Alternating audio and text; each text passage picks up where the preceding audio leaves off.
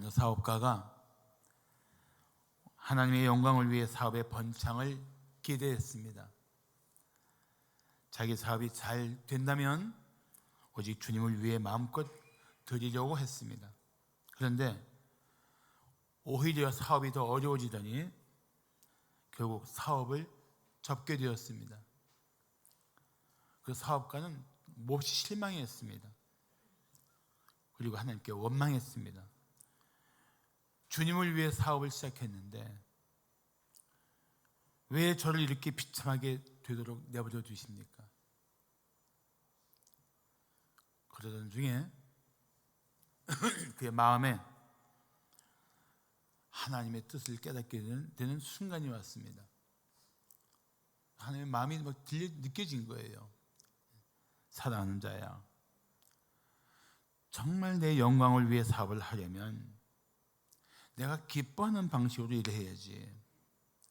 그런데 너는 세상 사람들처럼 수단과 방법을 가지지 않으면서 내가 아닌 너를 위해 사업을 하지 않았니?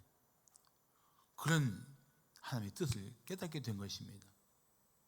네, 여러분, 참 놀라운 것은 하나님의 뜻을 깨닫게 되면은 즉각적인 회개가 일어나요. 믿습니까? 그 순간 그는 하나님 앞에 무릎을 꿇고 회개하면서 이런 결단을 했다고 합니다.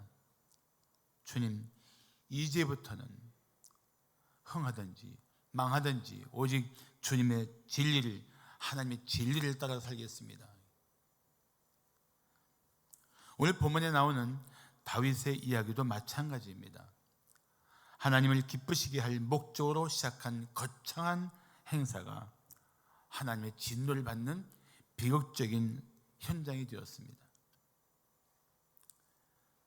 사랑하는 성도 여러분, 우리가 좋은 목적으로 시작한 일이 결과가 좋지 않을 수도 있습니다. 그때 우리는 겸손한 마음을 가져야 합니다. 원망하고 불평하기보다는 자신의 마음을 한껏 낮춰야 합니다. 내 뜻대로 안 됐다고 해도 하나님의 뜻이 이루어질 수 있다면 그건 받아들일 수 있는 마음을 가져야 됩니다. 그러면서 그와 함께 그 실패한 삶의 현장에서 하나님의 교훈을 받아야 합니다. 오늘 본문에서 다윗은 하나님의 궤를 자기가 준비한 장막에 모시려고 하다가 실패했습니다. 자신이 통치하는 곳이 아니라 하나님이 임재하시는 곳이 되기를 열망하는 그 마음이 깨어졌습니다. 그리고 다윗은 얼마나 실망했는지 하나님의 궤를 자기가 거하는 다윗성으로 옮겨갈 마음까지 잃어버렸습니다. 그렇지만 이런 일을 통해 다윗은 중요한 교훈을 깨닫게 됩니다. 오늘 우리는 그 교훈을 함께 나누고자 합니다. 자, 다윗이 실패한 사건을 통해 받을 교훈이 무엇일까요? 첫째, 낙심하지 말고 실패의 원인을 찾아내야 합니다. 우리는 실패하면 낙심 먼저 합니다. 내가 원하는 대로 일이 되지 않으면 투정부터 합니다. 하나님을 협박하는 경우도 있어요. 다시 하나님 경배하지 않겠습니다. 이런 말 하는 사람도 있어요. 사실 다윗의 마음은 정말 남달랐습니다. 다윗은 예루살렘이 다윗의 통치의 중심지가 아니라 하나님의 임재가 있는 거룩한 곳이 되기를 원했습니다. 그래서 하나님의 궤를 예루살렘으로 옮기려고 했던 것입니다. 그는 하나님을 경배하는 삶을 간절히 원했고 나라의 주권이 오직 하나님께 있다는 사실을 백성들에게 보여주고 싶었습니다. 얼마나 하나님을 갈망하는 마음입니까? 저는 하나님이 다윗을 사랑하지 않을 수 없는 그 중심을 가진 인물이라고 생각합니다. 그래서 이 사건을 배경으로 기록한 말씀이 시편 132편인데 132편 4절과 5절을 보시면 내가 다윗이 쓴 시예요. 다윗의 고백입니다. 내가 내 장막집에 들어가지 아니하며 내 침상에 오르지 아니하고 내 눈으로 잠들게 하지 아니하며 내 눈꺼풀로 졸게 하지 아니하기를 여호와의 처소 곧 야곱의 전능자의 성막을 발견하기까지 하리라 하였나이다. 무슨 소리입니까? 주님의 장막에 주님의 임재를 볼 때까지 나는 결코 편안하게 잠들 수 없다, 그런 뜻이에요.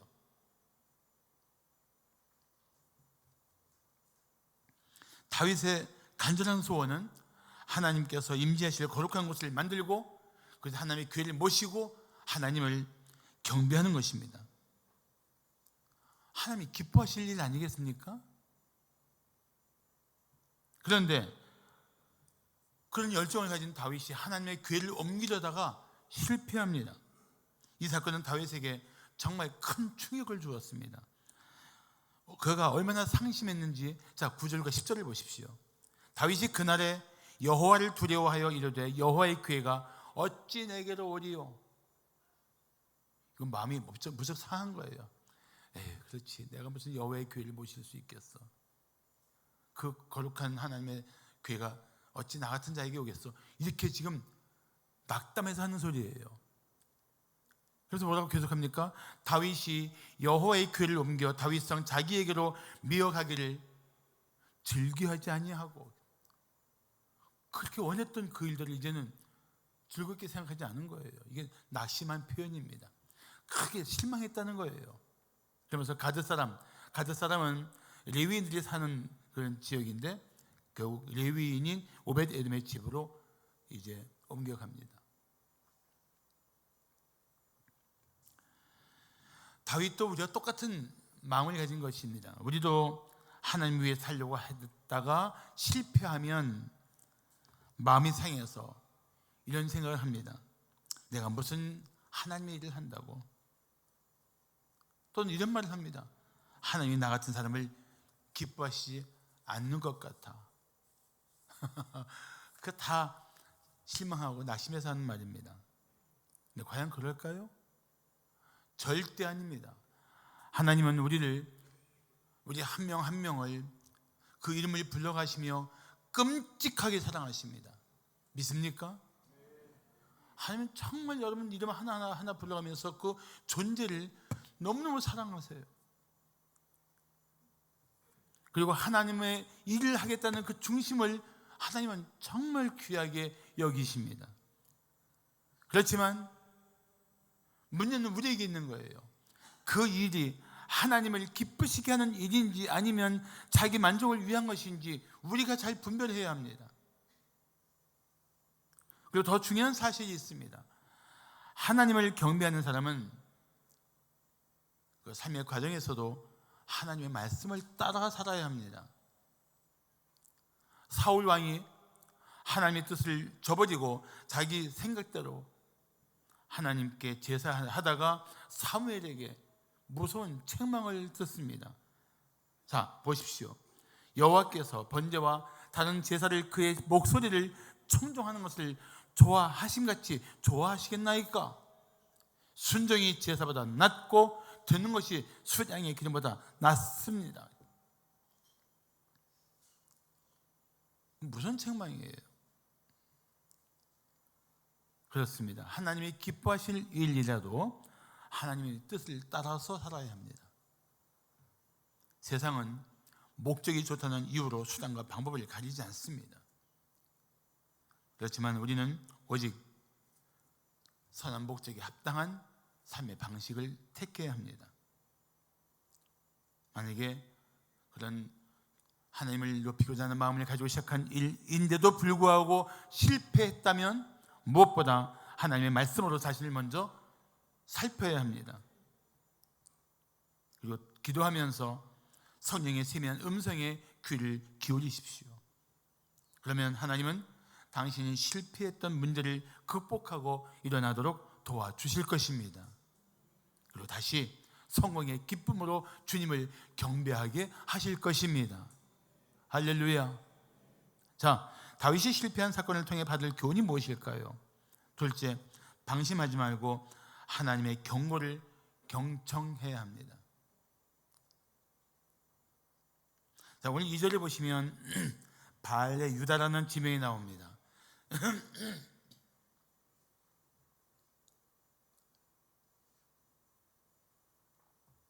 바알의 유다는 다른 말로 기럇 여아림입니다. 산 위의 마을이라는 뜻이에요. 사실 이 바알의 유다는 산 등성이에 위치한 마을인데 동쪽으로 넓은 계곡을 가로질러 바라보면 예루살렘이 한눈에 들어오는 위치입니다. 한편으로 말하면 예루살렘에서 다윗이 볼 때 저 바알의 유다에 하나님의 교회가 있지, 그걸 계속 주목하게 했던 위치라는 겁니다. 저기 하나님의 교회가 있는데 그 마음이 다윗에게 있었지 않았겠습니까?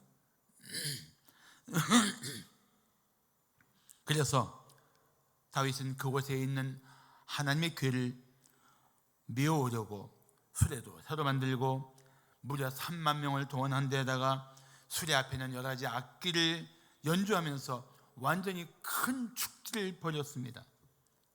그렇게 하나님의 교회를 그 산등성에 있는 바알의 유다에서 예루살렘으로 모셔오는 중에 뜻하지 않은 사고가 벌어졌습니다.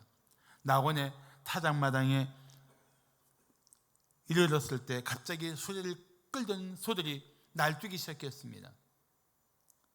그때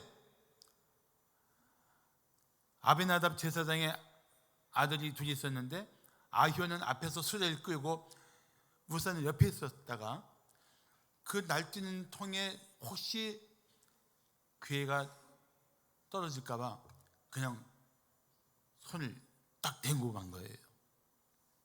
우리가 갑자기 무슨 힘을 쓸 때 으쌰 그러잖아요. 그 으쌰가 아니고 우싸입니다. 우싸가 그런 짓 한 거예요. 재밌자고 한 말인데 참 여러분 표정이 근엄하십니다. 중요한 것은 7절을 보십시오. 여호와 하나님이 우사가 잘못함으로 말미암아 진노하사 그를 그곳에서 치시니 그가 거기 하나님의 궤 곁에서 죽으니라. 우사가 궤를 딱 붙잡는데 그것 때문에 그 자리에서 죽었다는 거예요. 우리 안에 이런 마음이 들지 않습니까? 아니 하나님 이게 죽을 일입니까? 그런 생각 안 드세요? 이게 죽을 일입니까? 사실 인간적으로는 참 이해하기 힘든 일입니다. 그런데 이 사건을 이해하기 위해서 우리가 주목할 말씀이 있습니다. 민수기 4장 15절입니다. 거기에 주님께서 장막에 있던 모든 성물과 성소에 있는 기구들을 이제 장막에 거둬 옮길 때 옮기는 방법을 하나님께서 규례로 정하셨습니다. 어떻게 말씀하십니까? 성소와 성소의 모든 기구 없는 일이 마치거든 특별히 딱 지목했어요. 고핫 자손들이 와서 하나님의 궤, 법궤를 맬 것이니라. 그러나 성물은 만지지 말라. 그들이 죽으리라. 분명히 말씀하셨어요. 무슨 경고였습니까? 만지지 마라. 만지면 죽는다. 그 경고예요.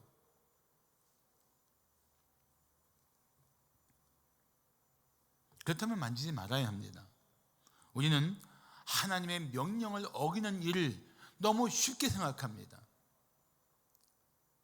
이 정도는 내가 하나님 뜻을 어기고 내가 살고 싶은 대로 살아도 되겠지. 우리는 너무 방심한 채 살고 있어요. 오늘 이 사건은 우리들에게 하나님의 명령을 어기면 죽는다는 것을 뼈저리게 깨닫게 하고 있습니다. 하나님 말씀을 분명히 듣고도 하나님 말씀을 분명히 마음으로 받고도 권성 듣고 내 마음대로 사는 것을 경계해야 합니다. 하나님 말씀을 어기는 것을 너무 쉽게 생각하지 마세요. 하나님 말씀은 내가 들을 건 듣고 듣지 않을 건 안 듣겠다고 내가 결정하지 마세요. 그건 하나님을 아주 욕되게 하는 마음가짐입니다.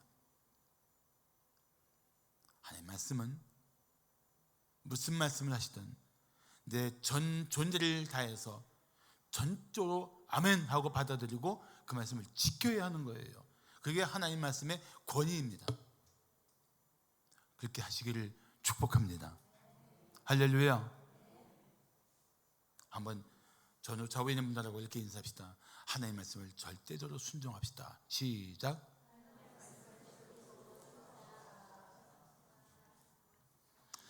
사실 이 하나님의 교회를 옮기는 것은 처음부터 잘못됐어요. 블레셋 사람들은 하나님의 교회를, 이 법궤를 또는 언약궤라고도 하죠. 이거를 수레에 태우고 왔지만 그건 하나님을 모르는 사람들은 그렇게 했다 할지라도 하나님의 사람들, 하나님의 말씀을 알고 그 하나님의 경고를 받은 사람들은 그렇게 하면 안 되는 겁니다. 그렇게 하면 안 되는 거예요. 달라야 합니다. 자신의 생각보다도 자신이 좋다고 생각하는 그런 방법보다도 하나님의 말씀을 전적으로 따라야 합니다. 그런데 많은 사람들이 이 땅에 살면서 세상 사람들이 하는 방식을 따르거나 아니면 자기 의에 빠져서 살 때가 제법 많다는 것입니다. 내 생각에는 이것이 최선이야. 이런 마음은 다 내려놓으십시오. 그리고 이렇게 물으십시오. 지금 이 일 앞에서 하나님은 내가 어떻게 하기를 원하실까? 그렇게 물어야 돼요.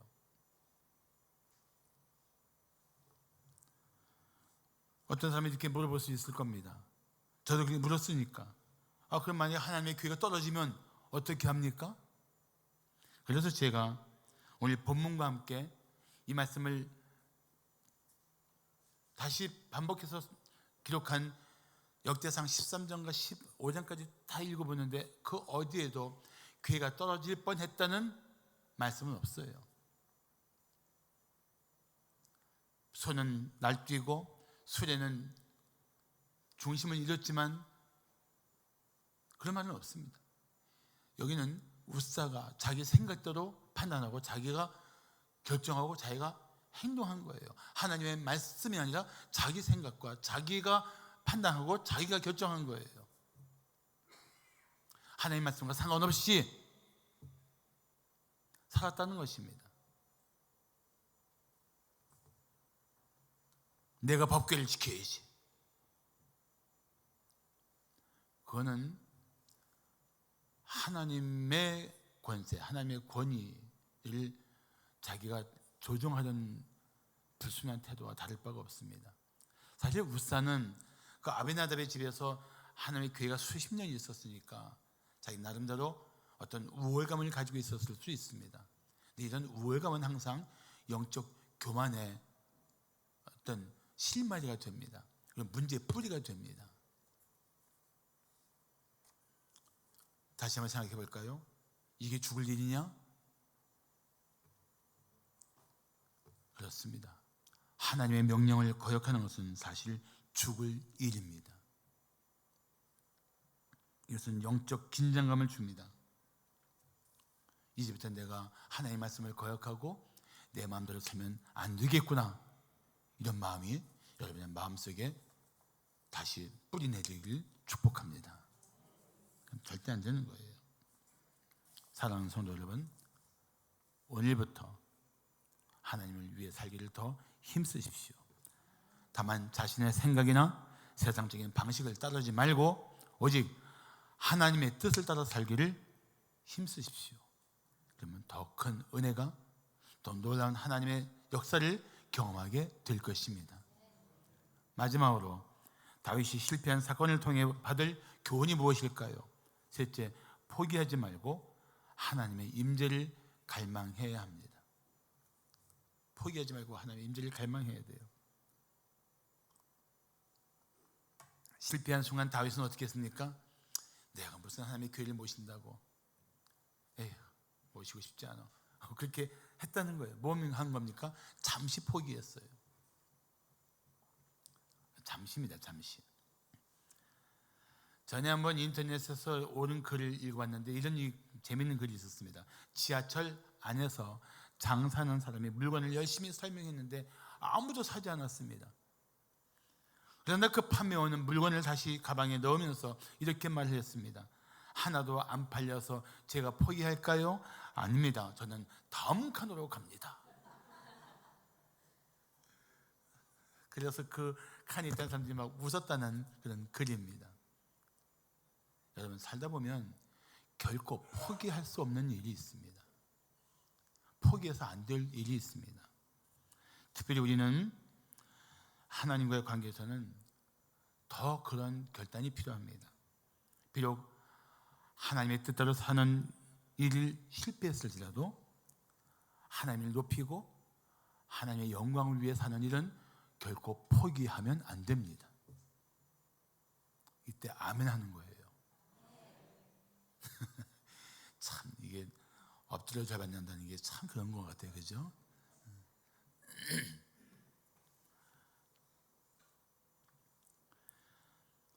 하나님을 위해 사는 일도 결코 포기하면 안 됩니다. 아멘. 하나님의 영광을 위해 사는 일도 결코 포기하면 안 됩니다. 한번 따라합시다. 저는 하나님을 위해 사는 일을 결코 포기하지 않겠습니다. 그게 우리들의 마음의 결단이 되어야 돼요. 물론 살다가 실패할 수 있지만 실패했다고 포기하는 게 아닙니다. 오히려 더 회복해야 합니다. 오늘 5절 보시면 여호와 앞에서라는 말씀이 나옵니다. 여호와 앞에서, 이 하나님의 교회를 말하면서 여호와 앞에서라고 말합니다. 하나님의 교회에 하나님의 임재라는 그 상징성이 있다는 것을 말씀합니다. 그러니까 우리는 하나님의 임재 앞에서 자기 생각대로 자기 멋대로 행동하면 안 됩니다. 진실로 하나님을 경외한다면 오직 하나님이 기뻐하시는 방법대로 살아야 합니다. 그게 하나님의 백성다운 삶의 자세인 것입니다. 그런데 하나님의 임재 앞에 내가 살고 있다, 하나님이 나와 함께 하신다는 이 사실 앞에서는 양면성이 있어요. 만일 내가 하나님의 뜻을 따라 살고 있다면 하나님이 나와 함께 하신다는 사실은 큰 위로가 되고 힘이 될 것입니다. 그런데 내가 하나님의 뜻을 따라 살고 있지 않다면 하나님이 나와 함께 하고 계신다는 사실은 두려운 일이 될 것입니다. 그런 양면성이 있는 거예요. 그렇다면 우리는 이런 질문 앞에 답을 할 수 있어야 됩니다. 그런데도 불구하고 당신은 당신이 살고 있는 삶의 현장에 하나님이 함께 하기를 원하십니까? 이 질문 앞에 대답할 수 있어야 돼요.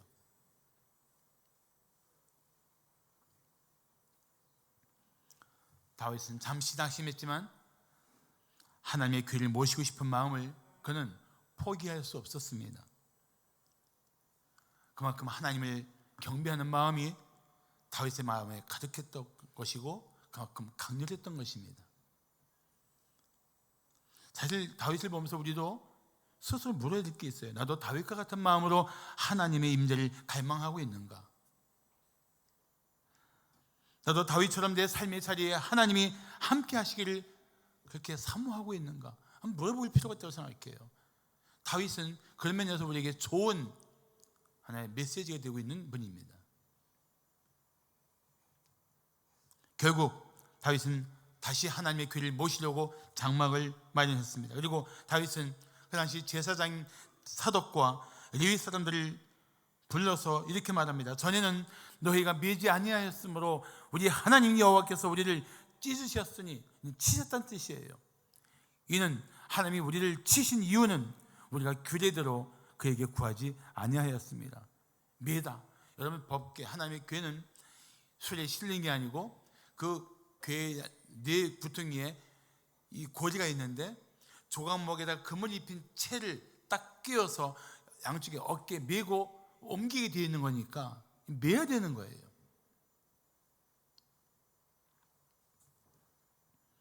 다윗은 지금 하나님이 진노하신 이유가, 다윗을 우사를 친 이유가, 우사를 쳤다, 그게 베레스 우사라는 뜻이에요.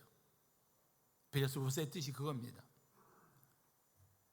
이 끔찍한 사고 현장에서 원망하고 낙심했지만 돌이켜보니까 이거는 하나님의 문제가 아니고 자신들의 문제고 자신들의 죄악인 것을 깨달았던 것입니다. 아, 우리가 하나님의 규례대로 살지 않았구나. 내 생각대로 살았구나. 내가 하고 싶은 대로 하나님의 일을 한다고 내가 하나님보다 앞서갔구나. 그걸 깨달은 거예요. 그래서 다시 그는 포기할 수 없는 거룩한 열망을 가지고 다시 시작합니다. 다시 도전합니다. 자, 역대상 15장 14절 15절을 보시면 이에 제사장들과 레위 사람들이 이스라엘 하나님 여호와의 궤를 메고 올라가려 하여 어떻게 준비했습니까? 몸을 성결하게 하고 모세가 여호와의 말씀을 따라 명령한 대로 레위 자손이 채에 하나님의 궤를 꿰어 어깨에 메고 이동하기 시작합니다. 그리고 드디어 다윗은 그토록 갈망하던 하나님의 궤를 모셔오게 되었습니다. 할렐루야.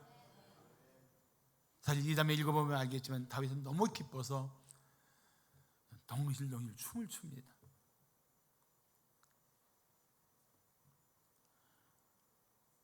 다윗은 얼마나 하나님의 임재를 사모하고 그분을 경배하고 싶었는지 이 사건을 배경으로 한 시편 132편 7절 8절에서 이렇게 노래하고 있습니다. 우리가 그의 계신 곳으로 들어가서 그의 발장상 앞에서 엎드려 예배하리로다. 여호와여 일어나사 주의 권능의 궤와 함께 평안한 곳으로 들어가소서. 드디어 하나님 앞에 나가서 예배할 수 있는 이 은혜 때문에, 그의 권능의 궤와 함께 있는 하나님의 그 임재 때문에 그는 말할 수 없이 기뻐했던 것입니다.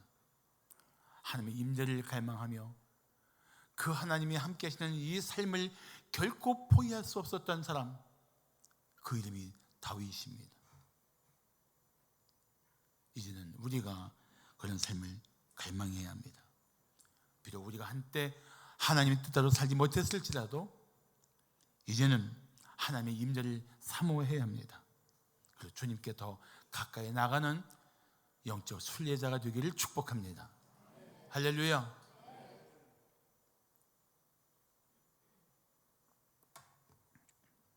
영국의 직물 공장에 절대적 규칙이 있었다고 합니다. 이런 문장이에요. 일을 하다가 실이 엉키면 무조건 공장장에게 보고하시오. 이런 규칙이 있었습니다. 근데 새로 들어온 여공이 일을 하다가 그만 실이 엉켜버렸습니다. 대수롭지 않게 생각한 여공은 자기 나름대로 실을 풀려고 했는데 오히려 더 실이 엉키는 거예요. 결국 감당할 수 없이 된 다음에서야 공장장에게 달려갔습니다. 공장장님, 제가 엉킨 실을 풀려고 최선을 다했지만 실이 더 엉켜버렸어요. 그러자 공장장이 이렇게 말했습니다. 실이 엉켰을 때는 내게 말하는 것이 최선입니다. 여공은 자기 나름대로 최선을 다했지만 공장장이 원하는 최선은 자기한테 오는 거였어요. 우리 삶이 뒤엉키고 문제가 생길 때 내가 풀어보려고 최선을 다한들 일이 더 꼬일 수가 있습니다. 그때는 하나님 앞으로 달려나가는 게 최선인 줄을 믿으십시오. 그게 최선이에요. 아버지 앞에 나가는 게 최선이에요. 모든 지혜와 모든 능력으로 나를 돌보시는 하나님, 내 문제를 풀어주시고 나를 기가 막힌 상황에서 건져 높이 세워주시는 하나님, 그 하나님 앞에 나가는 게 최선이에요. 믿습니까? 그게 최선이에요. 사랑하는 성도 여러분, 하나님의 영광을 위해 시작한 일이 어긋날 수 있습니다. 좋은 목적으로 시작한 일이 엉망해질 수 있습니다. 하나님을 사랑하고 하나님을 위한 열심으로 시작한 일이 잘못되었을지라도 낙심하지 마십시오. 그 뜻하지 않은 어려움에 빠졌을 때, 이때가 다시 하나님을 찾을 때고 이때가 하나님의 뜻을 구할 때라는 사실을 기억하십시오. 절대 포기하거나 낙심하지 말고 피하지 말고 먼저 하나님의 도우심을 구하십시오. 어떻게 헤쳐나가야 할지 지혜를 달라고 기도하십시오. 그리고 하나님의 말씀을 통해 자신의 문제를 겸허한 마음으로 자백하십시오. 그러면 실패한 자리가 영적 회복의 자리가 될 것입니다. 그리고 다시 하나님의 뜻을 따라 사는 삶의 전환점이 될 줄로 믿습니다. 그런 은혜가 여러분 삶의 현장에 때마다 함께 하시기를 예수의 이름으로 축복합니다. 기도하겠습니다.